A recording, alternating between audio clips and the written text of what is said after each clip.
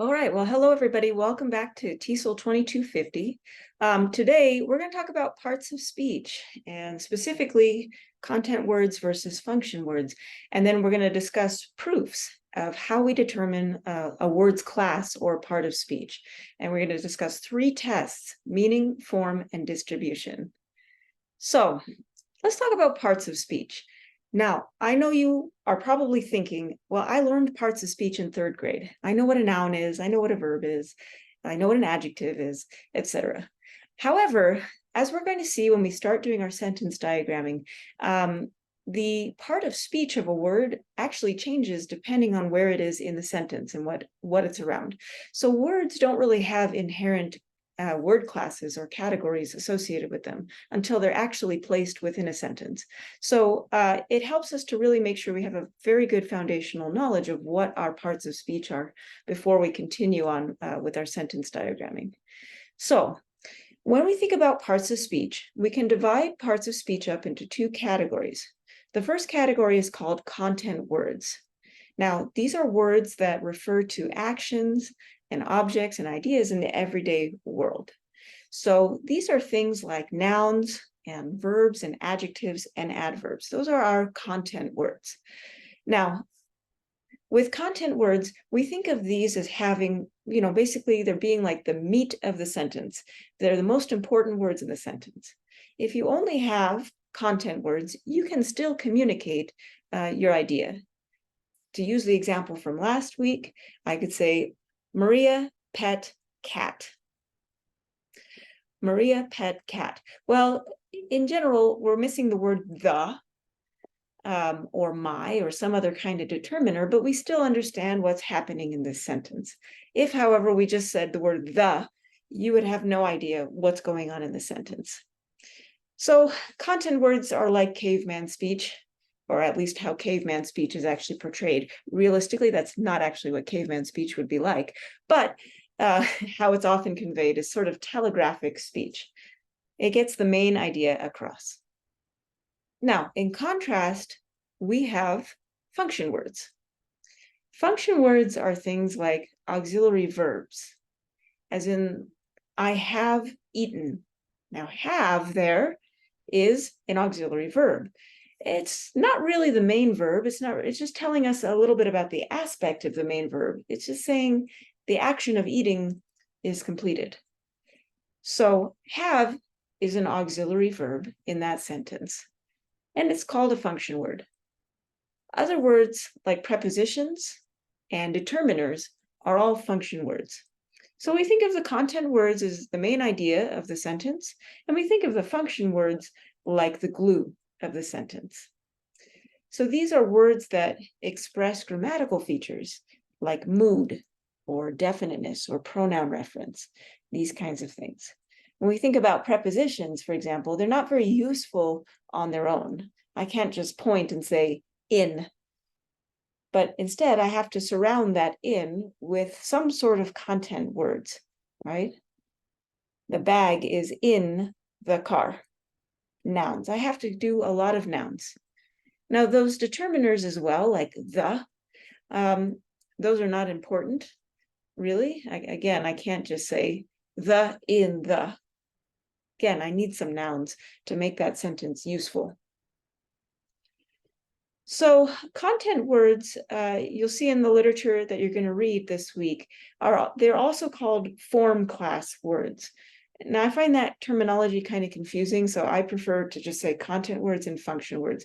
You'll see both of those terms in the literature. But nevertheless, content words equal form class words. Function words equal structure class words. So if you see structure class, that means function words. If you see form class, that means content words, right? So content words are what we call an open class. That means that we can add new words to this class, and often those words can change form in some way or another. We can add a lot of derivational morphemes to those words, for example, to create new words. So whenever we have new inventions and technology, and we need to create a new word, that's a content word. So like iPhone or twerk. We can also take an existing word and we can change it to have a new meaning. That's something that's unique to content words. So for example, a ratchet used to be just a noun, a type of tool that you would use. But ratchet now has a different meaning as an adjective to describe a particularly annoying person, often a woman, and the way she acts in her behavior. So in this instance here, these are all content words. We add new ones to this class all the time, and they can change form a lot. In contrast, function words are what we call closed class, meaning we rarely add new words to this class, and these words rarely ever change form. So our auxiliary verbs that we have, like will, for example, modal auxiliaries, those have been around for a very long time. Those were in Old English and Modern English, and were also in Middle English as well. So will is probably never going to go away. We're going to always have will.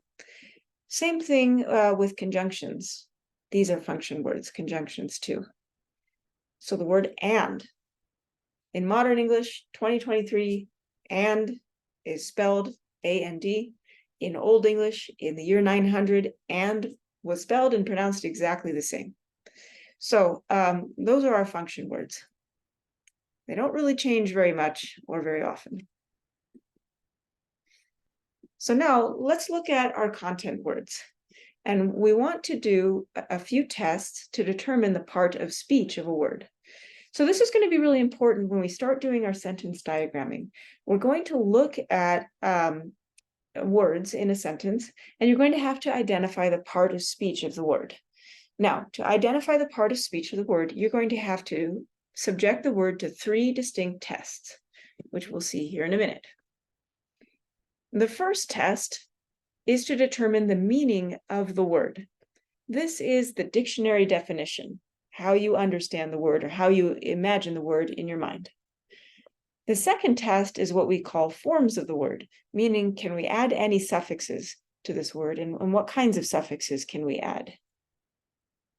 The third test is distribution. Now, this refers to where the word is in a sentence relative to other words. So let's take, for example, the word cat. Let's see, we see the word cat, we're diagramming sentence, and we say, I don't know what part of speech that word is. Okay, well, you probably do, but let's pretend that you don't know what part of speech that word is. Okay, I don't know what part of speech that word is. Well, first thing I'm going to do is I'm going to think about the meaning of cat. I generally understand cat to be a small mammal with ears and whiskers, and that sounds like a thing. Okay, well, most of the time when we're in elementary school, our teachers probably taught us that a noun is a person, place, or a thing. So you might say, that sounds like a thing. So that sounds like a noun. Now, that's where most people stop. And in general, that's useful enough, right? We can get most of our words, the meaning of a word, from just that information alone to figure out the part of speech. However, as we're going to see, I want you to take each word that you see through all 3 tests, because the meaning of the word alone may not be enough information to determine the part of speech. Okay, so the second test that we're going to do is we're going to subject the word to a few different suffixes. We're going to add some suffixes and see what works. Now, these are just called forms of the word. So I can say, well, I have 1 cat, or I have 2 cats, plural. Now we notice we put this S suffix here. Remember that S suffix to denote plural can only go on nouns. That's a noun suffix. So we can't put that on an adjective. We can't put that on a verb. We can only put that on nouns to mean more than one. So far, this seems like a noun. It passed both test 1 and test 2. But we're not 100% sure until it passes test 3, which is the distribution test. Now, test 3 is the most important test. Many times you will find you'll see a word and it passes number 1 and number 2 for a particular part of speech, a noun or a verb or whatever, but then it doesn't pass number 3. So number 3 is the most powerful test, and that's the one that you need to use to be sure of what part of speech you have for a word. So we're going to put this word in a sentence now. I already fed your cat. Now we're going to look at the words that are before and after this. In this case, this is the end of the sentence, so we don't have anything after, but we're going to look at the word right before it. Notice that we see this possessive pronoun, your. Well, the rule that we will remember is that your, or any possessive pronoun, can only be followed by a noun. Your cat, your house, your table, your chair, your idea. All of those things, cat, house, table, chair, idea, all of those things are nouns. So possessive pronouns can only take nouns after them. And so by the third and final rule, we can conclude that cat is a noun. Okay. Okay. So I want to point out a couple of things here, just to review and to clarify a few other terms that we saw here. Remember that plural S that we saw that goes on nouns? Last week we said that that's inflectional morphology, right? Or inflection. So you'll hear this word a lot over the next few weeks. Inflection refers to changing the form of a word. And that's going to indicate something about how the word is used in the sentence, okay? That's just what that means. One other thing about distribution, I want to define that. Where the word occurs in relation to other words, okay?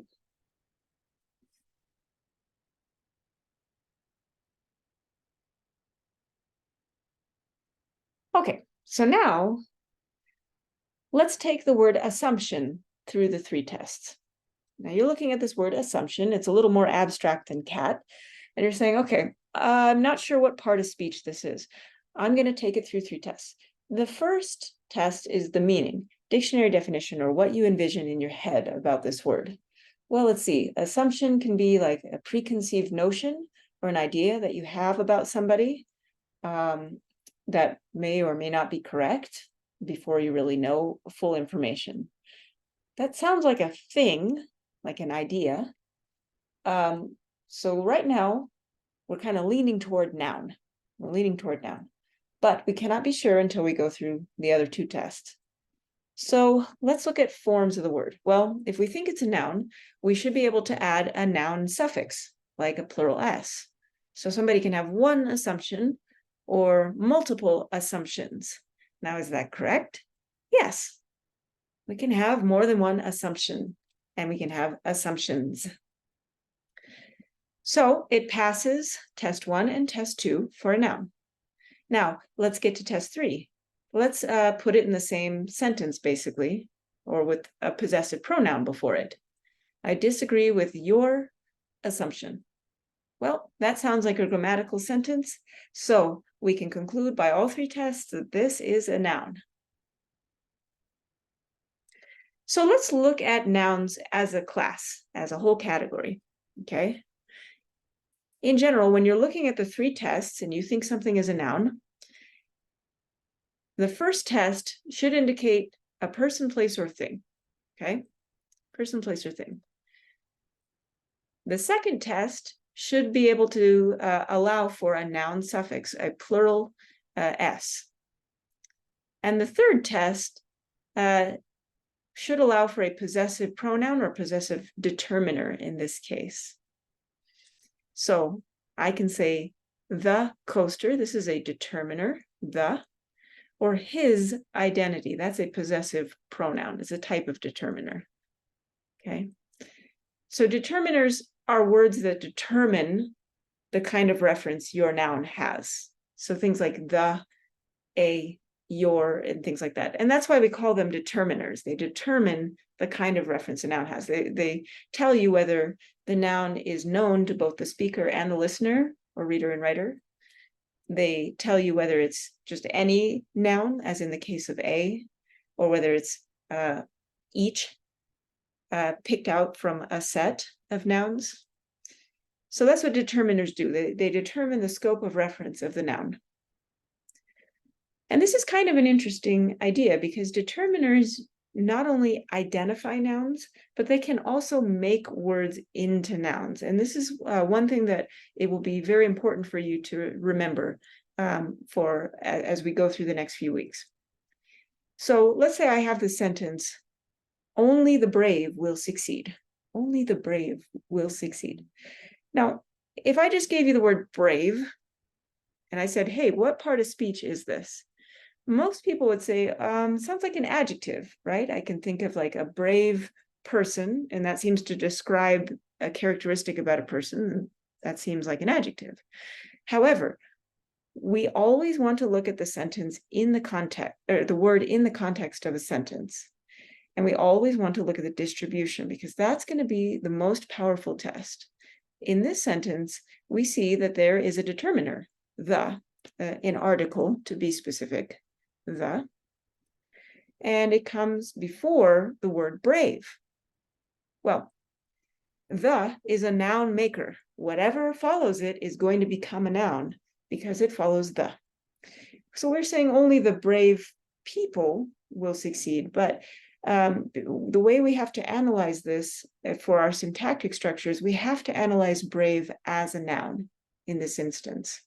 You may feel like, okay, well, people is kind of implied there, but it will only work for the structure or the grammar to have what is considered a noun in this context. Okay, so in this context, brave is going to be a noun. Okay, so now let's look at verbs.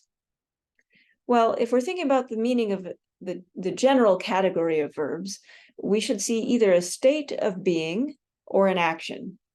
Okay, so if I see the word be in the form of am, I am happy, and I'm like, is that a verb? I'm not sure. Well, it sounds like a state of being, so it at least passes the first test to be a verb. If I'm not sure about spilled or underwent, undergo, I would say, okay, well, spill, that sounds like an action, and undergo is an action, although metaphorically it's an action. So that sounds like a verb, at least by the first test. But the second test is also very important. We need to subject the word to various types of past tense inflection. Now, if it's an irregular verb, well, that one we just have to memorize. We know that the past tense of am is was. So if it can be inflected for past, meaning if we can add a past tense ending of some sort, then we probably have a verb. We can do the same thing with spill and spilled. Now that's a regular verb, so we can just add an ed ending. Undergo and underwent, well, it's partially irregular. But nevertheless, we can make all of those forms into past tense. And in fact, in the first example, we see those forms already in past tense. So we could easily say that spilled already satisfies both test 1 and test 2. Same thing with underwent, because we're already seeing the form of that word in the past tense. Okay, so if it's already in the past tense, change it to present, or, so try different forms of it that you can have with verbs. Now, our third and most powerful test is the test of distribution. Now, if we're not sure if we have a verb, we're going to put a modal auxiliary in front of it. As I mentioned in my previous video, modals are a type of auxiliary verb. Now, these are words like can and could and shall and should and ought to, will or would, and others, right? We usually use those with another verb, a main verb, to express ideas like possibility or necessity or permission, or the fact that the action is completed, right? So you can use have, which was the previous example. So let's just take, for example, will. We're going to put will in front of our verb be, okay? Now again, be is an irregular verb, so we saw it with am in the first example, but it's be.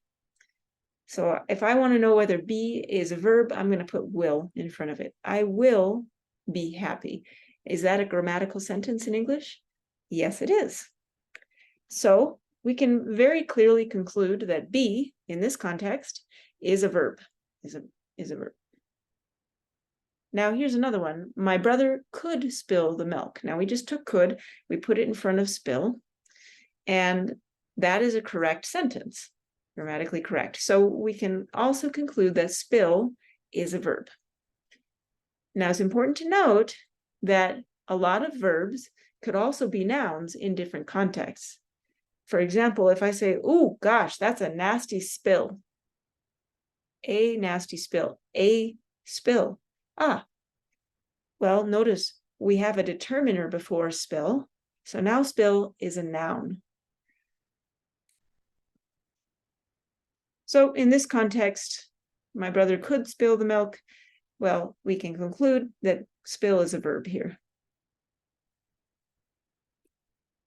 Now let's look at adjectives.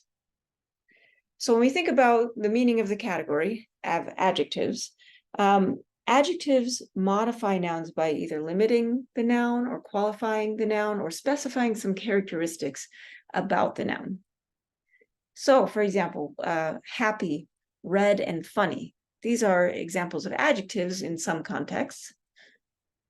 But if we're not sure, then we can do a few things to test to see if it really is an adjective. Let's take the adjective happy.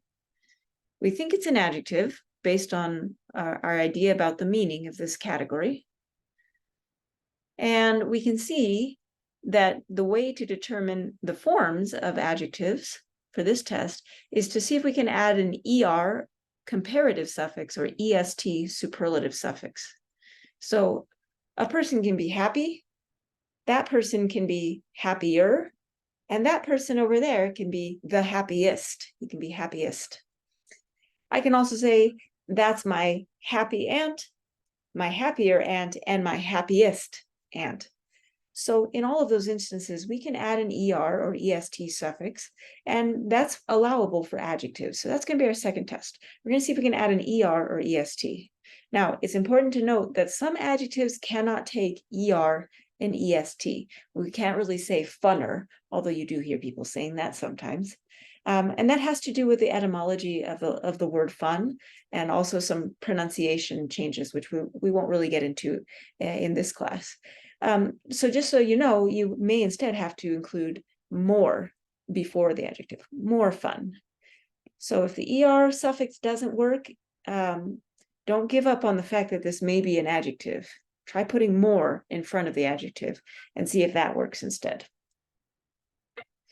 Now we can do the same thing with red. Okay, not sure if red is an adjective in this sentence. I'm going to add an ER suffix. I can say red, redder, and reddest. Well, that works. Same thing with funny, funnier, and funniest. I can do that.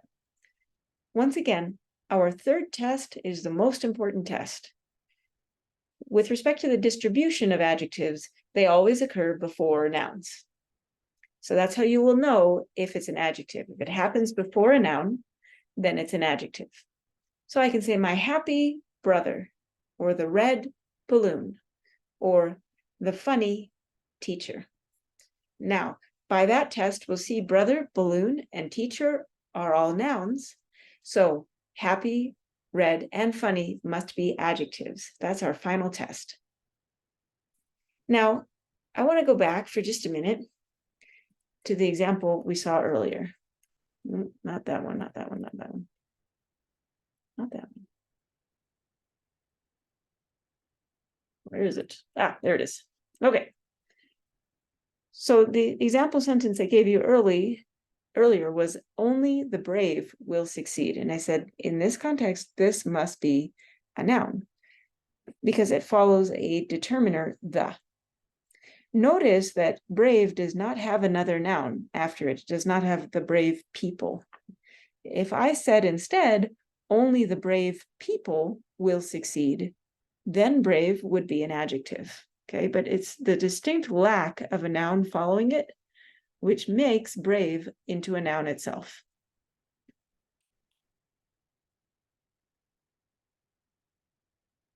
Okay, so adverbs, these are perhaps the biggest category of words that we have with respect to content words or any words that we have in the English language. It's kind of a catch-all category.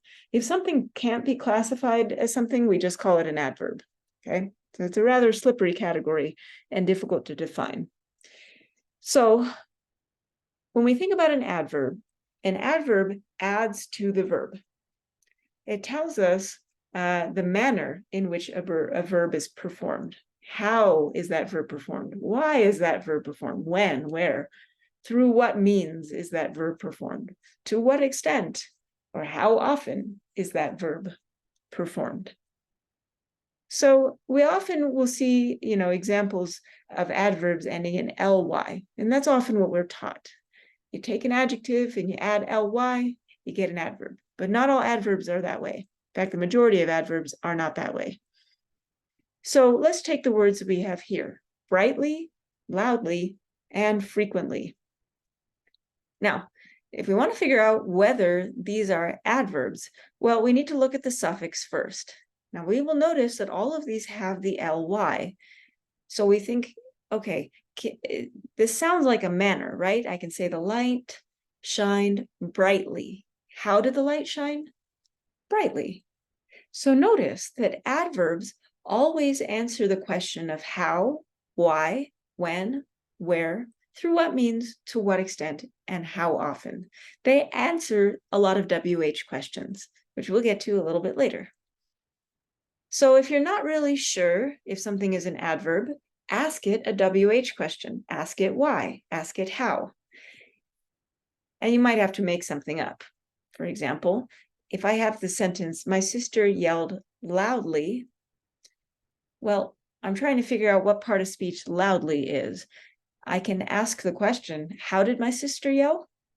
The answer is loudly. Let's take another sentence. Visit your mom frequently. Now we want to know the part of speech of frequently. We're not sure, but we're going to ask a WH question. How often should you visit your mom?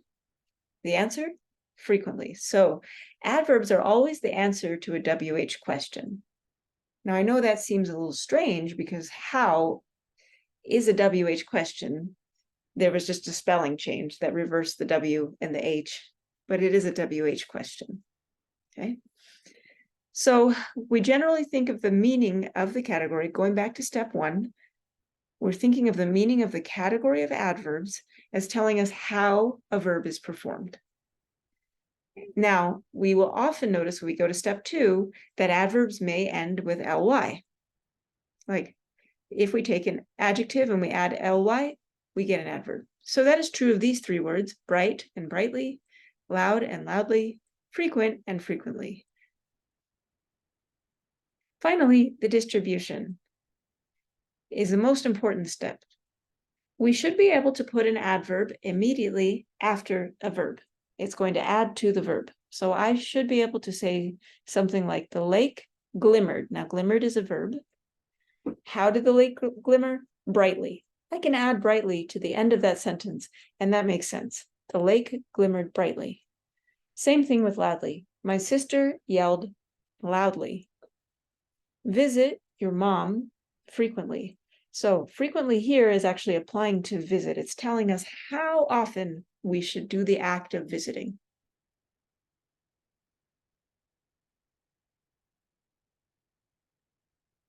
Okay, so I'm going to skip over the, okay, I got that last one. There are a lot of other adverbs that don't have that ly suffix. So things like tomorrow and Tuesday and fast and eastward and soon. All of these are adverbs with no ly suffix. And this is why I say adverbs are the most tricky category to define. And in fact, sometimes it can be more than one word that kind of counts as an adverb or has an adverb function. So we're going to take a look at that a little bit more in week 3.